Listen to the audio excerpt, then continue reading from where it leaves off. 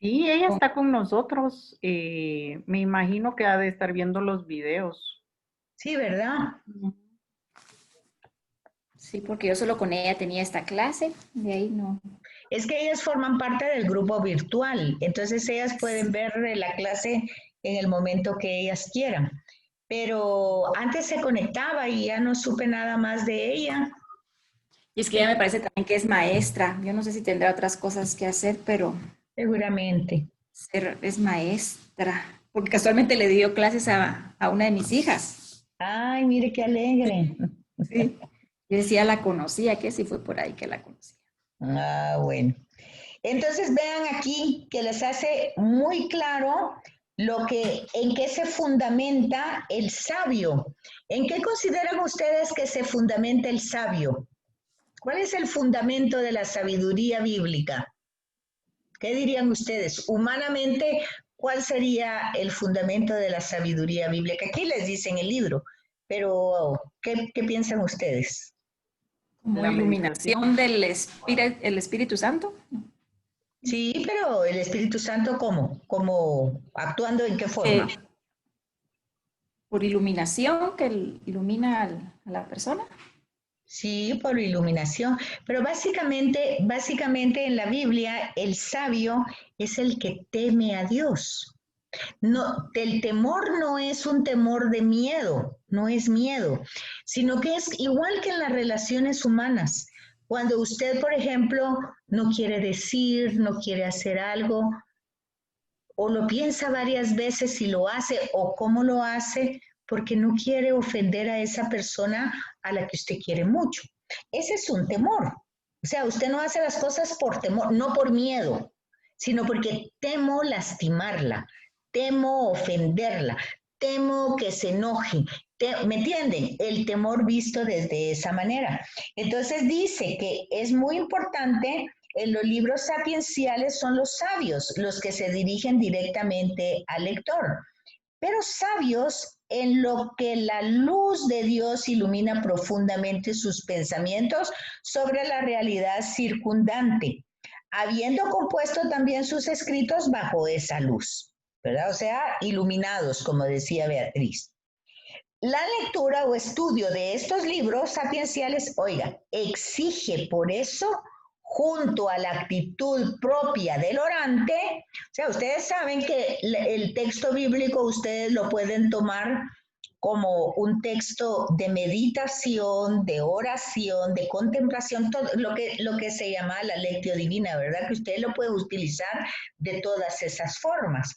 Usted puede leer solo un versículo y quedarse repitiendo el versículo no en forma repetitiva, sino en forma orante. O sea, orar con ese versículo hasta que el versículo en sí mismo le exprese algo, le diga algo directamente. Entonces, no sé si ustedes han hecho esa práctica, pero esa práctica es cierta, no es un método, sino que es realmente así es como habla el texto. El texto habla porque es palabra de Dios, pero no habla si usted lo va leyendo de corrido, si a la carrera, si quiere abarcar muchas hojas, no habla porque no es esa su forma de hablar.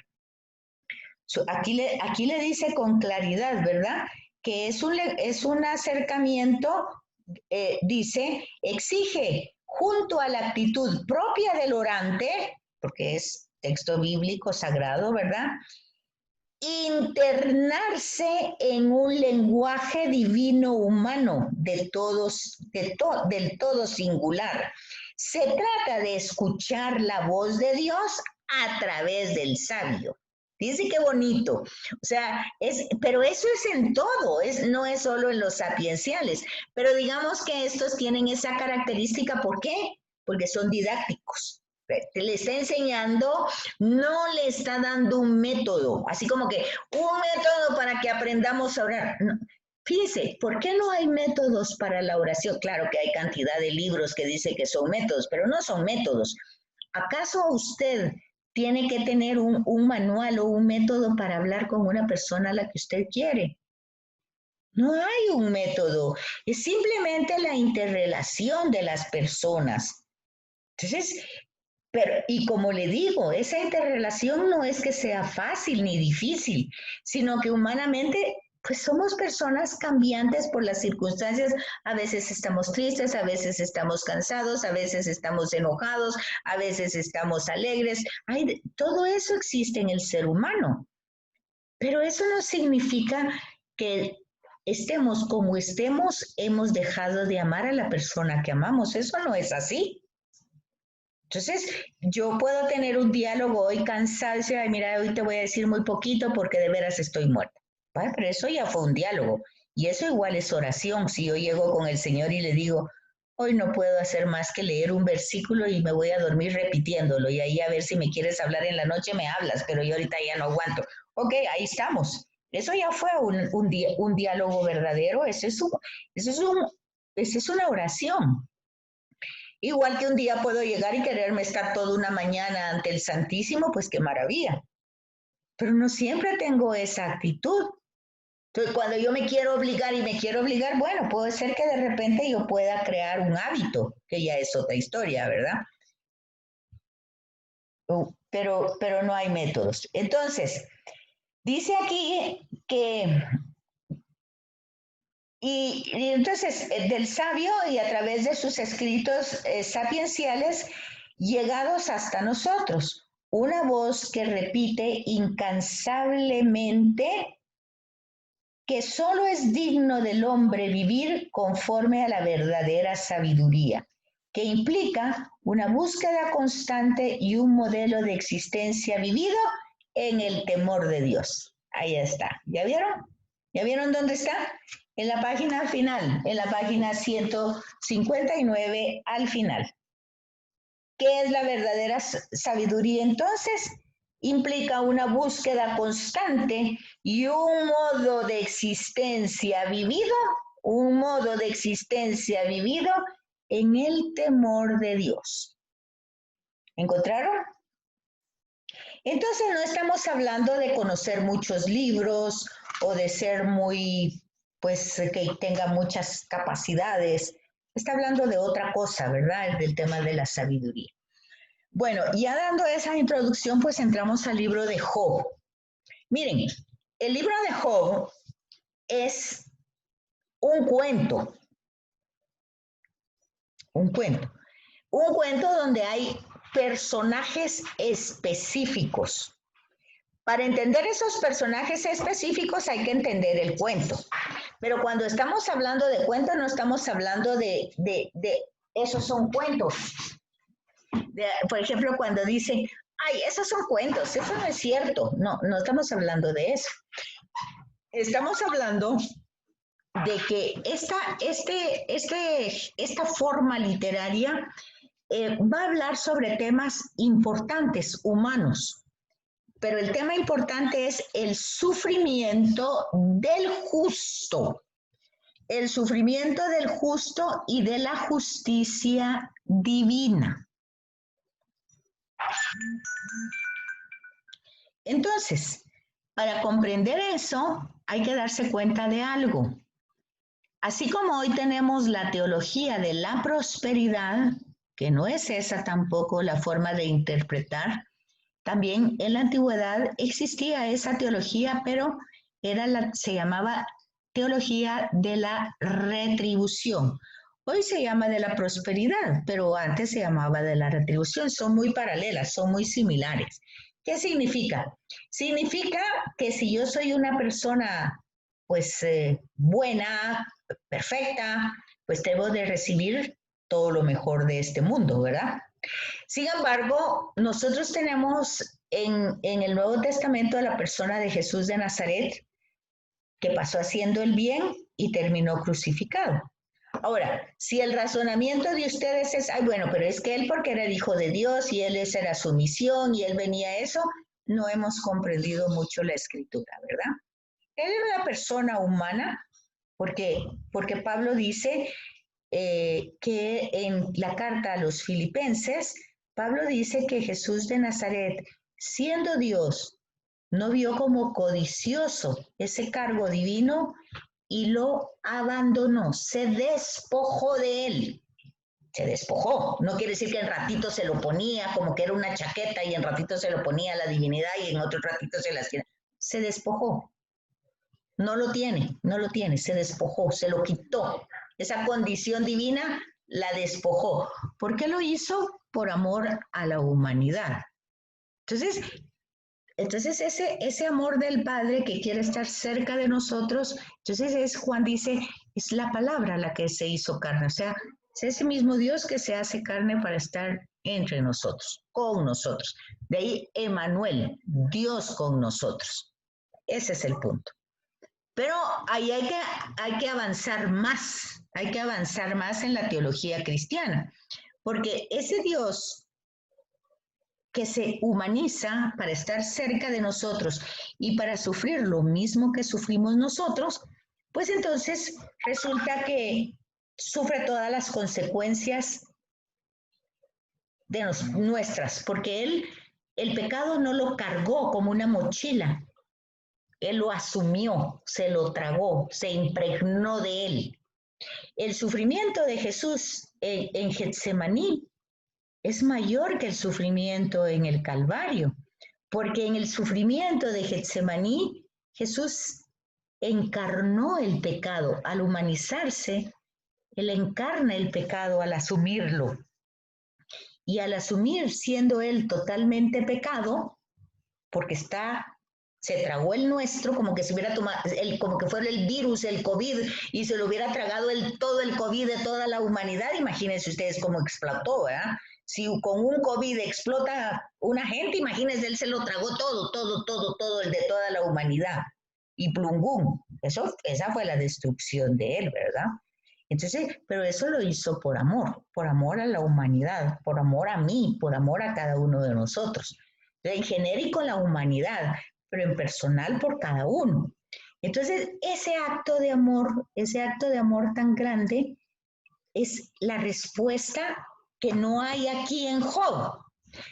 Fíjense que yo les he dicho en todos los libros que tenemos que tener una visión en conjunto. No podemos tener una visión solo en cada librito, no, tenemos que colocarla entre todo el hilo conductor. Entonces, aquí, en esta historia no es una historia real, no es una historia verídica. ¿Qué quiere decir? Que Job no existió, que es un cuento, es un personaje. Entonces está el personaje de Job, está Dios, está Satán, están los amigos, está también la esposa, los hijos, todos ellos. Pero los protagonistas es Dios, Satán, Job y los amigos. ¿Verdad? ¿No han leído ese libro ustedes? Tampoco. Ok. Entonces, la historia empieza o el cuento empieza donde llega este personaje Satán con Dios y están hablando de la gente de la tierra. Y entonces al hablar de la gente de la tierra, pues se fija y Dios le dice a Satán, mira, ¿cómo es Job de bueno? ¡Qué hombre más bueno conmigo! Y entonces él le dice, claro, le dice, Satán, ¿cómo no va a ser bueno si lo mantienes chineado, le das de todo? Sí, quítale cosas, a ver si no va a actuar como cualquier gente y te va a negar y te va a hablar mal de ti, y va a ser como todo el mundo. Y Dios dice, no, él no es así porque, oigan, dijimos que la base de la sabiduría es el temor de Dios. Entonces aquí viene el tema, él me ama. Él me ama, tiene temor de Dios, me ama. Entonces, no, dice, bueno, haz lo que quieras. Vean, de aquí salen varias palabras que todavía hoy se repiten de este texto, que ustedes tienen que reflexionarlas cristianamente y ya no se pueden decir, aunque sean bíblicas. A ver, ¿qué? ¿No se les ocurre ninguna palabra? Dios lo permitió, o sea, le permitió el sufrimiento. Dios lo permitió. Dios lo probó. Y hay otra peor todavía. Dios me lo dio, Dios me lo quitó. Eso, Dios no quita nada. Dios lo da todo y a nosotros nos ha dado todo. Nos dio a su Hijo, nos dio la salvación. Dios no quita nada. Todos nos tenemos que morir en algún momento, así es que si nos morimos a los 5, 10, 20, 30, pues no es que nos quiten, simplemente lo que así es, ¿verdad? Forma parte de la historia humana. Entonces, les pongo este ejemplo porque el Job del Nuevo Testamento es Jesús de Nazaret. Y él no viene para demostrarle a Satanás nada. Él viene simplemente a destruirlo, si ustedes se dan cuenta. Él ni siquiera dialoga con Satanás, él le responde con la palabra, él ni siquiera, ¿entienden? Ustedes tienen que fijarse en ese sentido cuando están leyendo la escritura, que haya una interpretación cristiana que viene para atrás, ¿verdad? Eso hicieron los primeros cristianos. Bueno, entonces aquí nos fijamos en esto, ¿verdad? Que según la mentalidad de esa época, la retribución era, si yo hago las cosas bien, me vienen bien. Y si yo hago las cosas mal, me vienen mal. Esa es la función de los 3 amigos de Job, que cuando lo miran más infeliz que nada, ya perdió todo. Perdió familia, perdió riqueza, perdió salud porque tiene lepra. Ya no puede perder nada más, ya no puede perder nada más. Y entonces llegan los amigos, pero no llegan precisamente a consolarlo, sino a hacerle conciencia, algo hiciste mal, algo. Cometiste un pecado y te están castigando. Entonces, Job insiste, pero fíjense, no insiste en que Dios no lo castiga, insiste en que Él es justo. No sé si notan la diferencia. O sea, él está seguro de que Él es justo y que por lo tanto no está viviendo un castigo. Bueno, son 48 capítulos y en el 40, y al final toda esa narración se va a dar a lo largo de todos esos capítulos. Pero al final, pues Job se atreve a decir que ya que los amigos lo están como atosigando con que piense dónde está su pecado, que lo confiese, que lo diga y así Dios lo va a perdonar, él dice, no, yo quiero un juicio con Dios. Yo quiero cara a cara que me diga qué hice, pues. Y entonces Dios se lo concede. Pero solo empieza a hablar Dios y Job se quedó mudo. Porque lo primero que le dice es casi como decirle, mira tú, cucarachita Martina, ¿dónde estabas cuando yo creé el mundo? Cuando yo hice los océanos. Bueno, entonces le pone el gran creador ahí, ¿verdad? El innombrable, el eterno. Y una microbio de persona quejándose y gritando por qué le está pasando lo que le está pasando. Y ante ese impacto, ahí está la sabiduría, ¿verdad? Hasta ese impacto de descubrir lo inmenso que es Dios, que jamás va a entrar en nuestra pequeña inteligencia, por muy Einstein que seamos, no va a entrar. Ante eso, ante ese momento de sabiduría, Job puede responder al final del libro. Fíjense, él había sido justo, perfecto, bueno, todo lo que ustedes quieran. Pero al final del libro lo que él puede decir es, te conocía solo de oídas. Es decir, hasta ese momento donde él tiene una experiencia personal con ese ser, se da cuenta pues que todo lo que, un poco lo que dice Pablo, ¿verdad? Todo lo considero basura una vez se experimenta. Bueno, esa es la síntesis, así como muy rápido, ¿verdad? Entonces, el título tiene un título latino, que es Job, y otro hebreo. La tradición bíblica lo recuerda como el hombre justo. Especialmente la justicia que él tiene es por su paciencia. Y aquí utiliza la palabra pruebas, pero aquí hay que entender, las virtudes se prueban, pero no es Dios quien prueba las virtudes. Quiere decir, si yo voy a decir soy paciente, yo soy una persona paciente, es porque eso que yo soy ha sido probado en las cosas más terribles y yo estoy paciente. Yo no me enojo, yo estoy tranquilo. O sea, todas las circunstancias probaron de que yo soy paciente. Entonces la paciencia se prueba en las circunstancias adversas. ¿Sí comprenden lo que estoy diciendo? No es Dios quien está probando a la persona.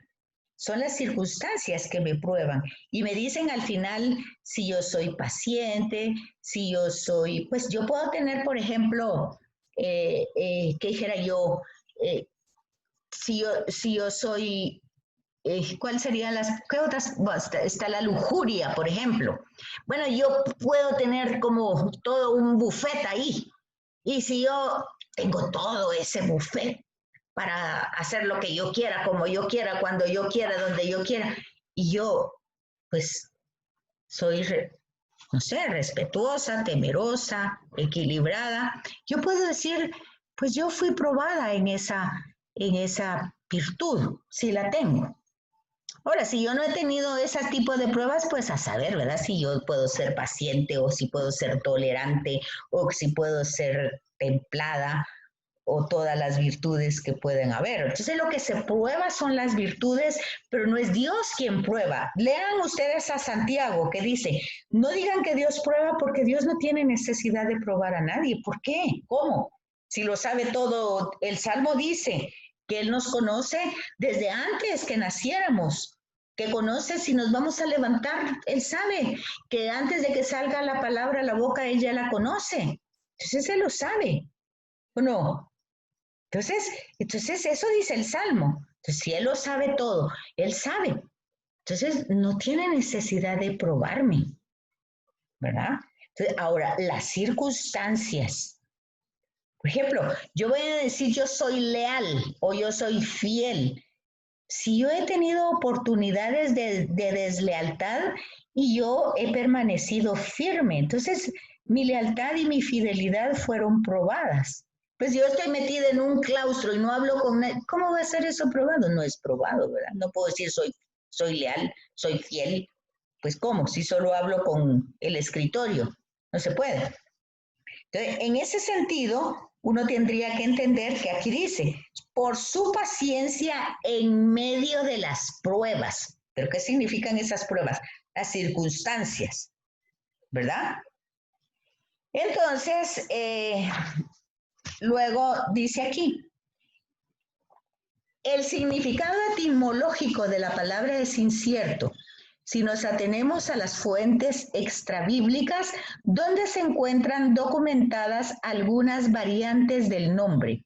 Su significado es con toda probabilidad ¿dónde está mi Padre? Con una referencia teofórica al Dios personal. O sea, es por ejemplo, acuérdense que parece que esta historia también pertenece a otros ambientes cercanos a Palestina, igual que el diluvio. Si ustedes leen en el Pentateuco, ustedes van a encontrar que Babilonia, pues hubo muchas inundaciones. Y si hoy ustedes ven las noticias, ustedes se van a dar cuenta que en muchos lugares de repente hay grandes inundaciones. Entonces es lógico que un lugar que llueva día y noche, aquí lo tuvimos cuando tuvimos el Mitch, no sé si ustedes se acuerdan o no habían nacido, no, ya habían nacido, ¿verdad? Bueno, pues cuando fue el Mitch, ustedes vieron que pasaron más de 10 días que llovía, uno se acostaba y llovía y se levantaba y estaba lloviendo, eso parecía ya un diluvio. Y claramente, tal vez aquí en la ciudad tal vez no hubo tantas inundaciones, pero en otros lugares sí. Acuérdense que Honduras casi que se destruyó en esa época por todas las inundaciones que hubo. O sea, esas son cosas que han pasado siempre. Las inundaciones, los diluvios, los aludes, todo eso. Bueno, entonces, en todo este caso viene a la referencia a un Dios personal, es decir, una invocación al Dios protector. ¿Dónde está mi divino? ¿Dónde está el que me protege? Bueno, ahí pueden leer todo eso ustedes. Luego tienen el lugar en el canon, los textos y la estructura y contenido que prácticamente se los dije de una manera muy sintetizada. Pero empieza con un prólogo, que aquí lo tienen en la página 164, se desarrolla, luego los diálogos, que los tienen desde el capítulo 3 hasta el 26, son la de los amigos, los tres amigos. O sea, ahí lo que habla es la teología de la, ¿cómo le dije que se llamaba esa teología? Retribución. Y ahí entran lamentos de Job, soliloquios de Job, o sea, de repente Job estás hablando él solito, ¿verdad? Y ahí están los nombres de sus amigos, llega Eliú, luego Job tiene una teofanía en los capítulos 38 y 41, y luego está el epílogo en el 42. Entonces, miren, aquí en la teofanía es la parte, el desenlace, por decir así. Acuérdense que toda historia tiene pues un drama, ¿verdad? Y el drama tiene una parte como de nudo, donde está todo conflictivo, ¿verdad? Pero luego todo desenlaza y tiene un final. Entonces es aquí, en la teofanía.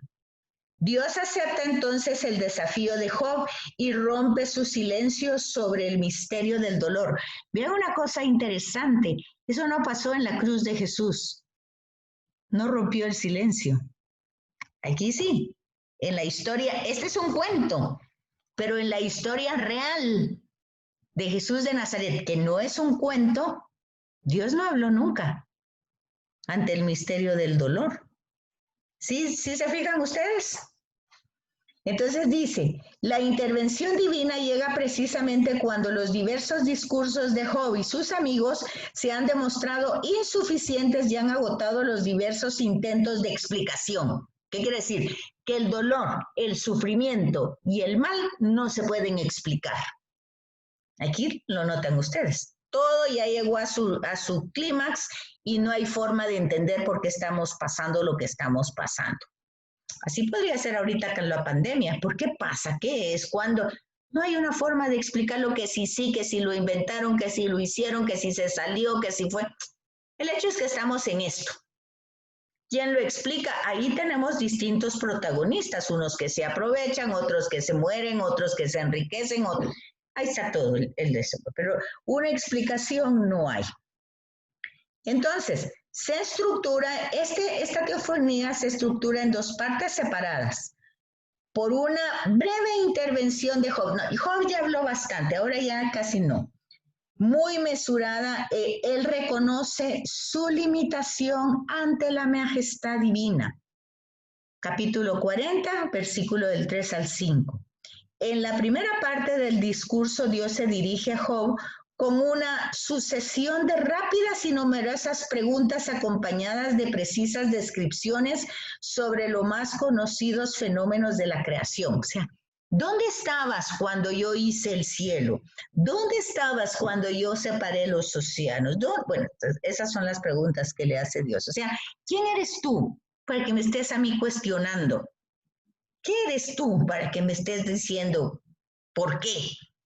Fíjense, eso es como muy interesante. Cuando nosotros decimos, ¿y por qué me pasa a mí eso? Y porque, bueno, sería como que Dios nos dijera, bueno, ¿y quién eres para que me estés preguntando? Cállate. Bueno. Entonces, ante todo esto, el hombre no consigue dar explicación alguna. El contenido del discurso divino, de hecho, está orientado a resaltar el contraste entre la sabiduría y la omnipotencia creadora y la pequeñez de la inteligencia humana. ¿Se fijan? Ese pequeño cerebrito del que nos sentimos tan orgullosos y soberbios, no alcanza para nada. Entonces Dios se refiere en concreto a los fenómenos cósmicos y naturales, el origen de la tierra, los límites insalvables del mar, el ritmo de la sucesión de los días, los fenómenos atmosféricos, bueno, cómo se comportan los animales, etcétera, ¿verdad? En la segunda parte de su intervención, las preguntas de Dios se refieren a la fuerza que el hombre cree poseer. Fíjense, ahorita la pandemia colocó al ser humano en su lugar. ¿Cuál es su lugar? Vulnerable. El ser humano es vulnerable. No puede todo, no sabe todo. No puede, se confió en el dinero, bueno. Se confió en la ciencia, bueno. En donde haya puesto su confianza, a ver quién lo salva. A ver si así entendemos entonces de dónde viene la salvación y qué es la salvación. Cosa que no se entiende si no reconocemos nuestra limitación. Y esto es lo que hace esto, ¿verdad? Este libro. Dice, las preguntas de Dios se refieren a la fuerza que el hombre cree poseer, tan infinitamente lejana del poder de Dios, infinitamente lejana. Fíjense ustedes, pero no está pero así de cerca por mucho que crea conocerlo, ¿verdad? No está así de cerca. ¿Cómo lo demuestra el hecho de probar miedo y terror ante criaturas? Y ahí hay distintos nombres, por ejemplo, este es el nombre de un hipopótamo de aquel tiempo, ¿verdad? Y en fin, los grandes temores. Ante la palabra de Dios, Job entiende su pequeñez y confiesa el poder y la sabiduría divina. Y Job respondió a Yahvé, sé que eres todopoderoso, ningún proyecto te es irrealizable. Era yo el que empañaba el consejo con razones sin sentidos. Sí, sé que he hablado de grandezas que no entiendo, de maravillas que me superan y que ignoro. Escucha, deja que yo hable. Voy a interrogarme y tú me instruirás. Yo te conocía solo de oídas, mas ahora te han visto mis ojos. Por eso me retracto y me arrepiento en el polvo y en la ceniza. Esa es la conversión. Fíjese, la conversión de un hombre justo, de un hombre bueno, que por ser justo y bueno, creía que conocía a Dios perfectamente. Y sin embargo, las circunstancias le demuestran su pequeñez, su limitación. Bueno, pues como era un cuento, colorín colorado, este cuento se ha acabado. Y ahí viene el epílogo, ¿verdad? El epílogo que ya viene en la página, en el capítulo 42, del 7 al 17. Y es bien importante ver la redacción para que ustedes vean esa característica literaria de que yo les decía que era como un cuento. Un cuento, pero un cuento sumérico, o sea, no un cuento de Occidente, ¿verdad? Dice, entre las obras con las que el libro de Job presenta un paralelismo significativo, conocemos el relato sumerio del hombre y su Dios. O sea, hay otra literatura muy parecida a la de Job. Acuérdense, estamos viendo también literatura extrabíblica, ¿verdad?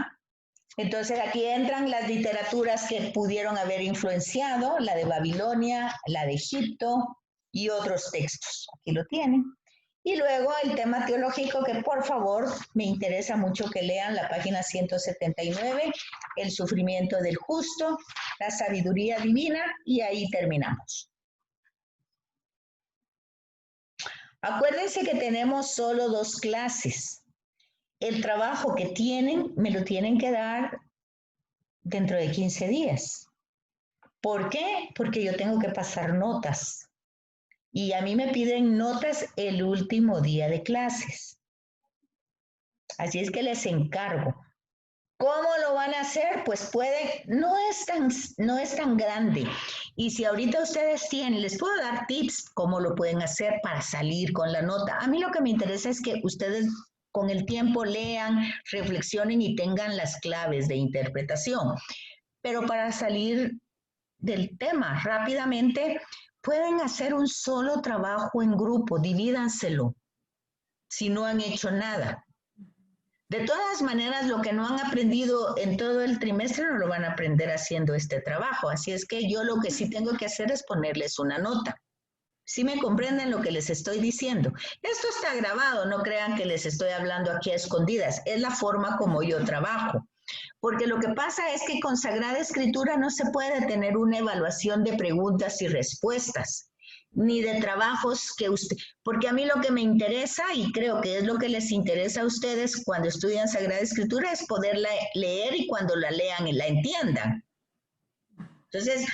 Pero ¿y a qué horas voy a saber yo si ustedes hacen eso o no? Yo no voy a estar con ustedes todo el tiempo. Entonces, yo lo que necesito es que ustedes hagan su trabajo, que hayan captado pues las partes claves para la lectura, no solo de los profetas, porque yo les digo una cosa, si entendieron cómo se tiene que leer la escritura para poderla interpretar y poderla encarnar, si entendieron una cosa, la van a entender en todos lados, porque es lo mismo, no es diferente. Conocer cuándo se escribió, dónde se escribió, por qué se escribió, quién lo escribió y qué era lo que quería decir. Eso es todo. Entonces, si ustedes entienden eso y el contexto histórico y que hay un contexto literario y que hay que comprender eso para entender. Si ustedes van a comprar un libro, ustedes ven el título, pero para saber si les interesan, ven la parte de aquí atrás. A ver qué dice este libro. Entonces, para leer esto, ya, esto me interesa. Pero, ¿qué vieron? El título primero y en el reverso, ustedes vieron a qué se dedica, de qué se trata este tema. Bueno, esa es la primera hoja de cada libro de ustedes. Ahora, si yo quiero saber del autor, yo vengo a esta parte de aquí. A ver, ¿quién lo escribió? Ok.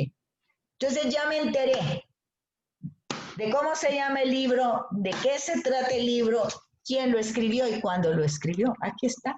Eso es lo único que les pedí. Y luego, como cosa práctica, que no se las puedo evaluar, porque eso ustedes lo sabrán cómo lo hacen, que si ustedes leyeron, van a entender las claves de lectura. Contexto histórico, contexto literario y contexto teológico. Con una visión en conjunto, entonces yo ya puedo tener una interpretación concreta. Porque no puedo hacer que el texto diga lo que no quiso el autor decir. Entonces eso se llama sacar de contexto el texto. Y eso no lo puedo hacer. ¿Qué es lo que acaban de hacer con el Papa? Sacaron de contexto algo que él dijo y miren ustedes qué relajo, ¿verdad? Y la gente que no tiene criterio, ahí, toda escandalizada. Cuando les decía yo en las clases, bueno, entonces, ¿para qué están estudiando? Ustedes tienen, eso no pudo haberlo dicho, así de sencillo, punto no. Así es que ni hay más que decir, ¿no? Pero ¿qué pensás? Pues ya, lo que pensé es eso. Él no dijo eso, punto. Sí, pero que las noticias, que así prensa, lo que querrás, no. Diría Pablo, aunque un ángel venga a anunciar otro evangelio, que no, si no es este, no es. Así es que eso está claro, no nos podemos perder en cada cosa. Eso es sacar de contexto y vean los problemas que hay. Entonces lo mismo pasa con la escritura. Si ustedes sacan de contexto el texto, dicen puras cosas. Bueno, entonces espero el trabajo. Háganlo como quieran, pero háganlo. Pero apúrense. Perdonan. Muy bien, Betsy, tan linda. Muchas gracias. Gracias, Betsy. Bueno, que Pase pasen. buena noche. Buenas noches, Feliz noche, feliz semana. Feliz noche, amiga. Adiós.